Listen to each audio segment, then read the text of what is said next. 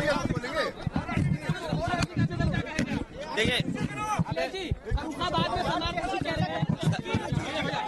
सरकार की नियत नहीं थी नौकरी देने की, और सरकार अगर चाहती होती नौकरी देने की, सरकार की अगर नियत साफ होती तो जिस समय पहला पेपर लीक हुआ था उसी समय सरकार सख्ती से कार्रवाई करती, और उसका परिणाम ये होता कि किसी भी परीक्षा का पेपर लीक नहीं होता।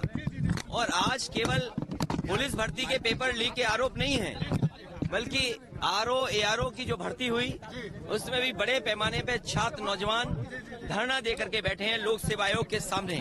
वो अपना पर्चा कैंसिल कराना चाहते हैं, री एग्जाम कराना चाहते हैं। आप सोचिए, सरकार जो दावा कर रही थी कि परीक्षा बिल्कुल सुरक्षित होगी, ये देखिए सुरक्षा का पोल खुल गया, और सरकार अपनी खुद स्वीकार कर रही है कि उनकी नाकामी की वजह से पेपर लीक हुआ है। इनकी नीयत साफ नहीं रही, जिसका परिणाम यह है कि नौजवानों के भविष्य और नौजवानों के सपनों के साथ ये सरकार खिलवाड़ कर रही है। और ये सवाल 60 लाख 50 लाख का नहीं है, इससे जुड़े हुए 2.5 करोड़ परिवार के लोग हैं जिनके साथ बीजेपी ने धोखा किया है। आने वाले समय में यही परिवार भारतीय जनता पार्टी को उखाड़ फेंकने का काम करेंगे। नहीं, उन्होंने मुझे उम्मीद है कि लोहिया जी वहां से चुनाव जीते थे फरक्काबाद में।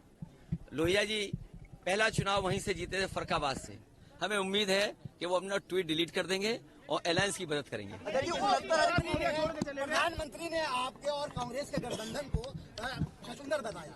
नहीं, देखिए, प्रधानमंत्री जी को हो जाएगा गठबंधन। नहीं, प्रधानमंत्री जी को अपने 10 साल बीजेपी को खासकर अपने 10 साल के कार्यकाल में उन्होंने कितना किसानों की आय दोगुनी की है।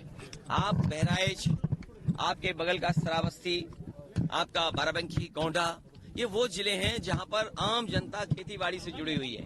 क्या किसानों की आय दोगुनी हो गई? महंगाई का आलम तो ये है कि अगर हिसाब किताब लगाएंगे तो कई चीजों की महंगाई दुगनी हो गई।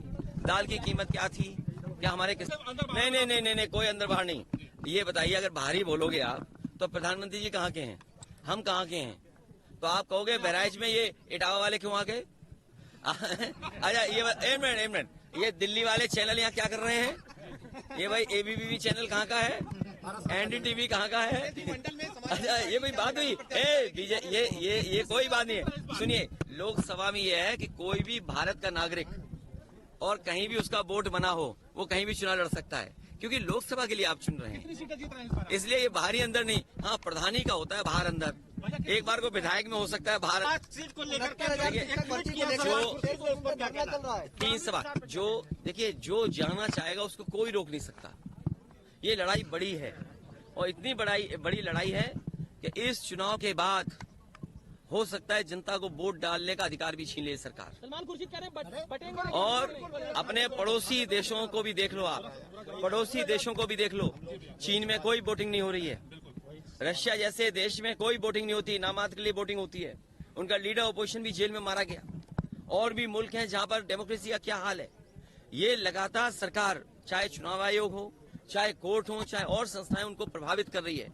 हमारे मीडिया के लोगों को भी दबाव बना रही है कि अगर मीडिया के लोग सच्ची खबर चलाएंगे तो उन पे भी पाबंदी है। बड़े लोगों के लिए CBI, हमारे छोटे पत्रकारों के लिए SO थाने वाले, बराबर का झगड़ा है। इसलिए लड़ाई बड़ी है। हम सबसे अपील करेंगे, जो हम लोगों ने एक आवाज दी है कि PDA से सब जुड़ जाएं। मुझे उम्मीद है PDA की लड़ाई मजबूत होगी, PDA NDA को हराएगा। और जब हम लोग टिकट बांट रहे हैं, सीटें बांट रहे हैं, तब बीजेपी अपनी टिकट काटने की सोच रही है। सोचो, बीजेपी टिकट काटना चाहती है, हम सीटें बांट करके जनता में पहुंचेंगे। पेट्रोल, बड़ी चीजें तो भूल जाइए।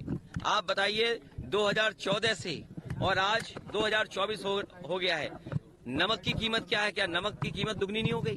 नौकरी नहीं, रोजगार नहीं, किसान खड़ा हुआ है उनके सामने अपना हक मांगने के लिए। जो लोग नारा देते थे कि जय किसान, जय जवान, जय विज्ञान, किसान दुखी है, आंदोलन कर रहा है अपनी आय बढ़ाने के लिए।